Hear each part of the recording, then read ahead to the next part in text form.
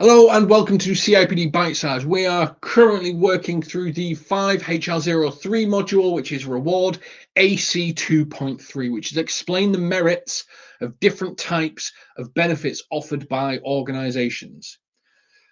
Now, one of the things that we always do with CIPD Bitesize, and the first action that we always try to take, is we break down the question into its component parts. So the first part of the question is explain that merits. Cheeky S, merits, plural, multiple merits of different types of benefits. Different types of benefits, so that's multiple benefits offered by organization. So what are the merits? And they throw this merit around a couple of times in a couple of ACs. So we're going to go through the definition of merit as well. The merits of different types of benefits offered by organizations. So the first thing that we're going to do is break it down into action points, which is explain. Your verb is explain, to make something clear or easy to understand, describing information given about it.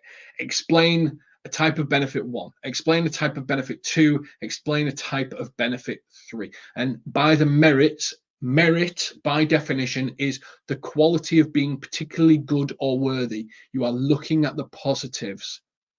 You are not looking at the negatives. It gets really easy to start going, and if you give people bonuses, they will be happier and they will have more money. But merit, the quality of being particularly good or worthy. So you're explaining what is good about different types of benefits offered by organizations. It's a cheeky second verb, and it's kind of one that I think is going to catch a lot of people out, because naturally we get, especially British people, they will go, oh, well, I went to Greg's and I got a sausage roll, but it was cold and it wasn't what I thought it was. And then you start talking about the negatives, and really what they're looking for is what is good. So a little bit of a cheeky thing to keep aware of in this particular unit. But AC 2.3 is you have 390 words to answer this particular question. Why? There's 10 units within this, there's 10 questions within this qualification, and your word count is 3,900. That means you have 390 words per AC per question. That means you've got about 120 to 130 words to explain type of benefit 1, type of benefit 2, and type of benefit 3. As always, how we recommend you lay the workout is in the top left-hand corner of your paper. You write AC 2.3 because that's how CIPD want to see it, and that's how markers and moderators have been told to look out for it. And then subheadings are a distinct summary of what you're talking about before. So if you're explaining type of benefit 1, that might be big fat bonuses. Type of benefit 2 would be your next subheading, which is unlimited holiday. Type of benefit 3 might be private healthcare. They're your 3 subheadings. So you're explaining the benefits of those different types of, you're explaining the benefits of those different types. So you're explaining what's good about those different types of benefits. So I'm not using benefit twice in one word.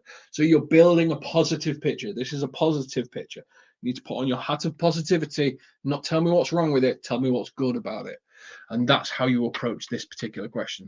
Now, to point you in the idea of some resources, some of the resources are going to be IRHR, which is basically the Australian version of CIPD, 17 benefits HR should know. It's a really good article with a lot of research behind it and stuff like that. So it really sort of helps you understand the types of benefits that are offered.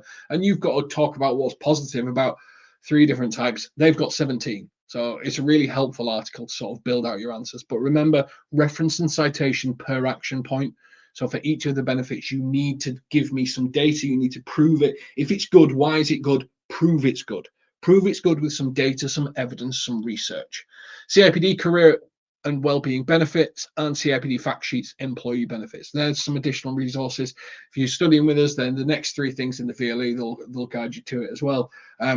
But this is what's critical in terms of explaining what is good. I'm not going to say merits. I'm just going to keep saying what is good about different types of benefits offered by organizations.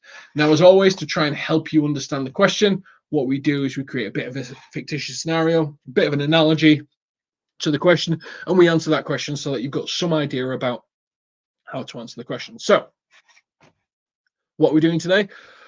Well, today we're building a toolbox. I don't know why I'm wearing a suit whilst I'm building the toolbox, but I am. And this toolbox represents the benefits offered to an organization.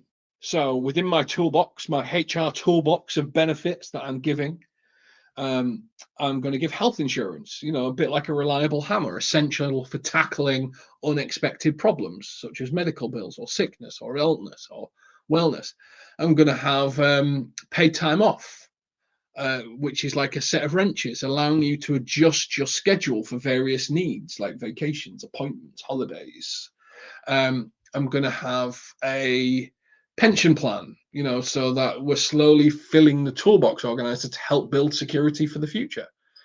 And that could be things like, money and fees and coins. So you've got a wellness program. They're like screwdrivers, providing resources to fine tune overall well-being. And that could be things like gym membership or mental health resources. You've got flexible working options, or a toolbox with wheels, offering the adaptability to work comfortably in all environments. Or it could be a toolbox that also doubles up as a seat, because I've seen those, allowing you to remote work or be flexible about where you work. The best toolbox have a variety of tools that complement each other, catering to different needs and situations. Just like organization with a well-rounded benefits package can attract and retain top talent by addressing various aspects of lives.